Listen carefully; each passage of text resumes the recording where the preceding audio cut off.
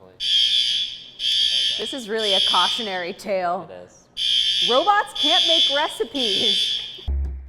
Hi, I'm Priya Krishna. I'm a food reporter for the New York Times, and we are going to put artificial intelligence to the test against humans and their recipes. Show me a Thanksgiving menu made for me.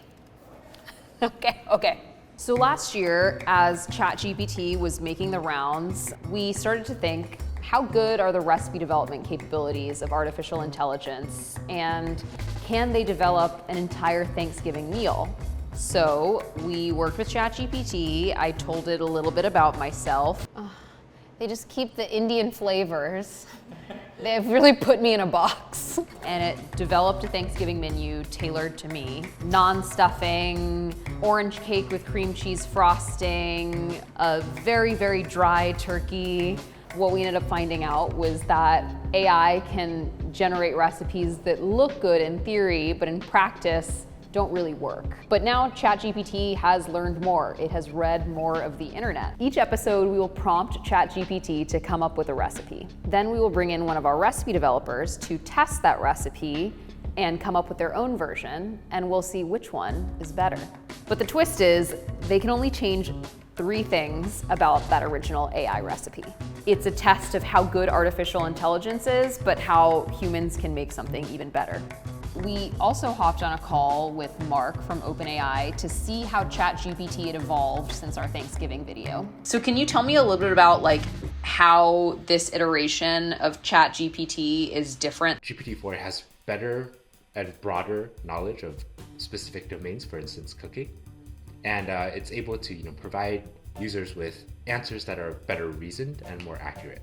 When we had the last conversation, we talked about how there's a kind of soft element to cooking, right? And it's about who you are, kind of your story, where you come from, and what you're trying to really bring out. It's about kind of smell and taste, and I think those parts are still extremely hard to replace. So our first guest to go up against artificial intelligence is our own columnist and recipe developer, Eric Kim.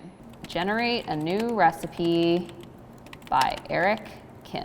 So Eric's recipes really run the gamut from really simple recipes like guacamole to things that, have some real nuance, like his cold noodles with tomatoes. That is one of my favorite recipes. Rather than go in completely cold, we asked Eric to give us some parameters on what kind of recipe he wants ChatGPT to generate for him. Pasta, chicken, or eggs. Those are the 3 parameters we've been given. I feel like pasta is actually the safest bet for ChatGPT. I can see it generating a decent recipe where you're cooking it in salted water, you're reserving some of the pasta water. This sounds pretty good. Here's a recipe for a delicious and easy to make dish called spicy garlic shrimp with soba noodles by Eric Kim. Soba, shrimp, garlic, soy, honey, sriracha, vegetable oil, scallions. I would 100% eat this. Okay. Let's keep going. Now we've got Show Me a Carbonara Recipe with a Twist by Eric Kim.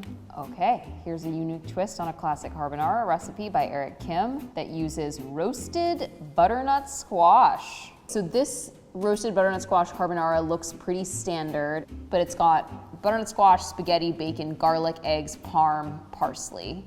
Show me a recipe by Eric Kim that uses pasta, chicken, and eggs.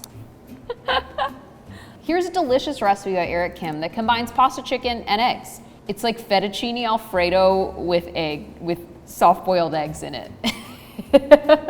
So you bring salted water to a boil, cook pasta according to package instructions until al dente. Add the chicken breast.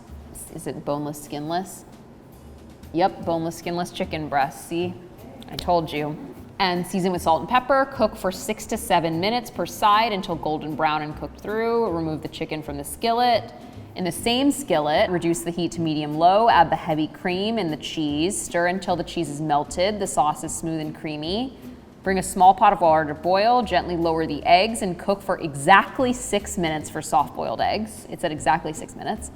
Slice the chicken into bite-sized pieces. Add it to the skillet with the creamy sauce. Ooh, spoon the chicken and sauce over the pasta, no pasta water. So you're putting the pasta, then spooning the chicken and sauce over the top, then topping with soft-boiled eggs, Then garnish with chopped parsley. I think let's do it. Creamy pasta with chicken and soft-boiled eggs. So now we are going to do the really fun part, which is ask DALL-E to generate a photo for this recipe.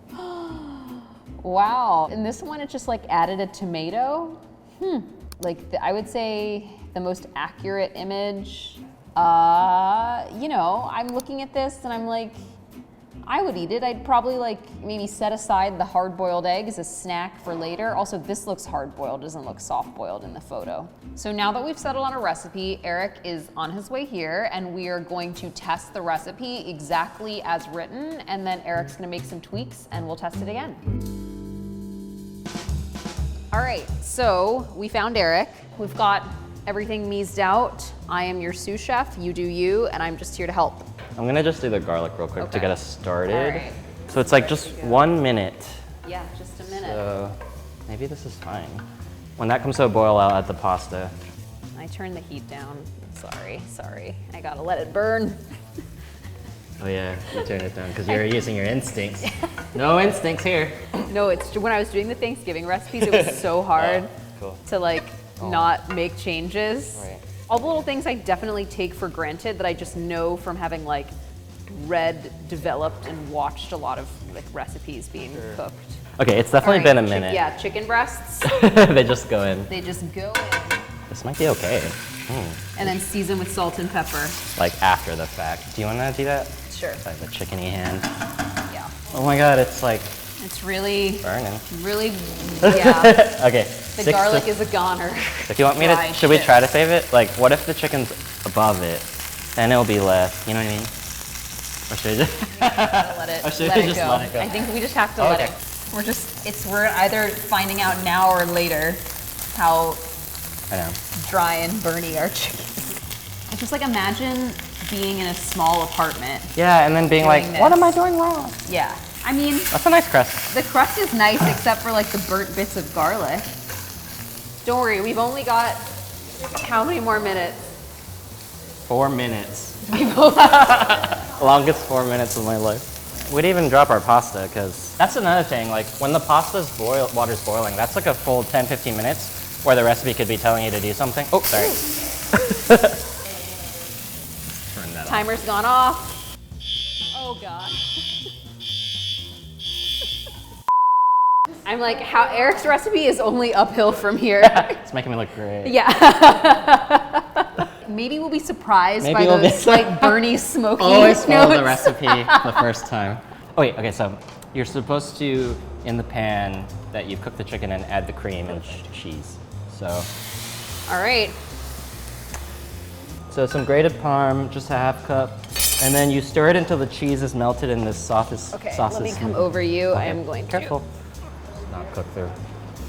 But you know what? When we fold this in, it's gonna cook through all the way. Maybe that was ChatGPT's plan all along. And definitely not reserving pasta water. Yeah, we're not reserving. Okay. Oh God. This is like why you reserve cooking water, because otherwise the pasta will just like clump together. You push. This is the mistake people make when peeling eggs. This is the motion. Wow, these are gorgeous. Okay, so each pasta gets It's sauce and chicken. Let's go. We burned the garlic, but it adds a crunch. apparently it was intentional. Light your apartment on fire and you'll get a nice smoky sauce. How do we feel about the cook on the chicken? Do you feel like you got it where it needed to be? I think so. Can I add salt to it to understand it more? But hey, this cream sauce I'm like so trying- creamy. I mean, And honestly, you're in a hotel room and it's like your only option. yes, 100%. If I was in a hotel room and it was my only option, I would totally eat it. What about you?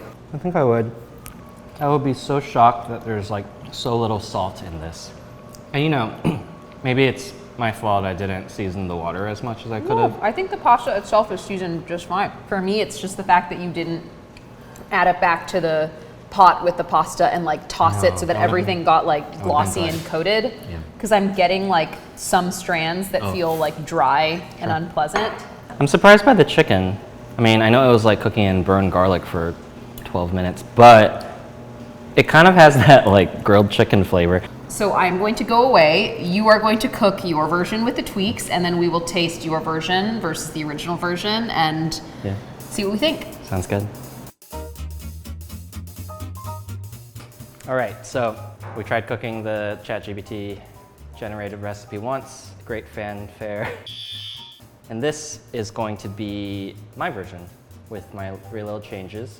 So the 3 changes will be changing up the method of cooking for the chicken and salting it beforehand so that it has a chance to dry brine just a little bit. And then number 2 is we are going to use the pasta cooking water to sort of finish up the sauce. We'll pull the pasta out a couple minutes early so that they come together into more of like a cohesive thing. And I have a feeling it'll actually taste a little lighter, not least because our 3rd addition is lemon. We're going to use some lemon. Great idea from Priya. I think some acid would be nice in this. As the water comes to a boil, which, you know, on any stove it'll be different, but my stove it's like 10 to 15 minutes. So I think that's like the perfect amount of time for the chicken to sort of sit and season. I think the pasta could go in actually. Can we set a timer for about like, I don't know, 9 minutes? These are small changes that I think will make a huge difference. I think what happens for me is I have an idea in my head and I'll just make it freely first without really measuring. Mostly just trying to see if it's a good idea. And part of the good idea is if it feels good to cook, like if it really flows. The oil's pretty like shimmery and like loose, which means it's gonna be okay to do this. You know, if I had left this to sit even longer, it would be even better, but right now what the salt did was bring out some water on the outside. I don't want to get all like splattery on us. I think a recipe, when it's written, needs to also account for adjusting heat. I'm gonna pull the pasta, but save some water first. I wouldn't ordinarily do this, but I want some of this fat to be in here, just to, it's like a chickeny olive oil, just to keep it a little loose before we finish it. And the eggs go in. I could probably leave it longer, but we want to eat, so I'm just gonna go ahead and flip it.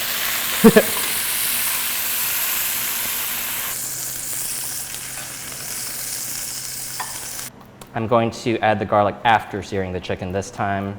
We are not gonna have the fire department come. I'm happy with that. I'm gonna add the heavy cream. I don't want the garlic to cook too much. Look at that. This is very similar to the, to the last one. It's really yummy.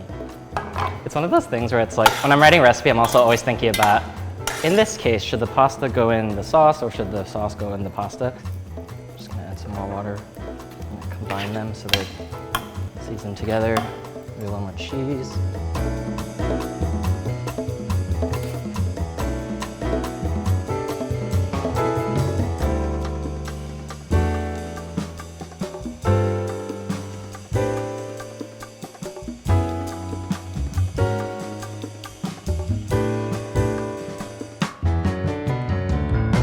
Okay, I'm amazed that this looks like the original thing. Like, I imagine this is probably just gonna be like what we ate, but better. I like how sauced the noodles look. But, and I love that we kept the egg. This is giving like fancy Olive Garden. Oh, thank you. I would have been fine with just Olive Garden. I'm gonna try a piece of chicken first. I didn't overdo the lemon. I like the idea a lot. This chicken is like heads and shoulders better. I mean, duh. I found the eggs on top the most bizarre out of the recipe, even though like now that I'm thinking about like noodles with an egg on top is actually like a thing that exists in many other cultures. Yeah, there are a lot of obvious upgrades that could have happened, but I wanted to like use what we have, try to optimize what's already there. Yeah, I mean, it just feels so much more balanced. It's better seasoned. The savory notes from the Parmesan are much more pronounced. Did you top it and put it in the sauce? Yeah. I mean, these black specks are probably pepper instead of burnt garlic. And the chicken is like cooked appropriately. Like this one is like just much juicier, has like absorbed the sauce in really nice ways. Honestly, the recipe we had wasn't that bad. It was just, there were glaring errors that I had to fix.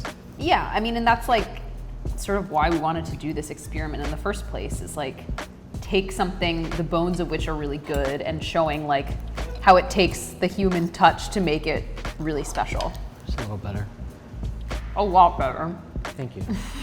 What we now know going into the rest of the series is that like the AI has stepped up its game. I mean, this is a dark sentiment, but the AI is doing what we as developers on the team are doing, which is we're constantly learning from each recipe.